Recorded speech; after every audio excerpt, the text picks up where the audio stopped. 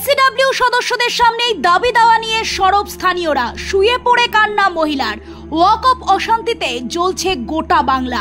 হিংসার আগুন ছড়িয়েছিল মুর্শিদাবাদের সুতি, ধুলিয়ান, শামসেরগঞ্জ এলাকায়, আর তাতে ঘরছাড়া হয়েছেন বহু মানুষ।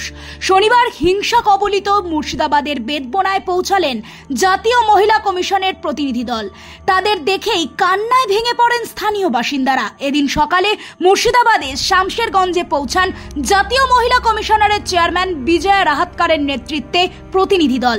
তারা পৌঁছাতেই ঘিরে ধরেন সাধারণ বাসিন্দারা। রাস্তায় শুয়ে কান্নায় ভেঙে পড়েন দুর্গতরা। বাড়িঘর হারিয়ে কান্নার রোল এলাকাবাসীর। বাড়িঘর ছেড়ে মানুষজন ক্যাম্পে দিন কাটাচ্ছেন।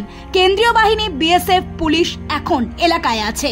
এরপর বাহিনী, পুলিশ চলে গেলে কি হবে সেই ভয়ে কার্যত স্থানীয় বাসিন্দারা। ওই এলাকায় স্থায়ী বিএসএফ ক্যাম্পেরও দাবি তোলা হয়েছিল এই দিন।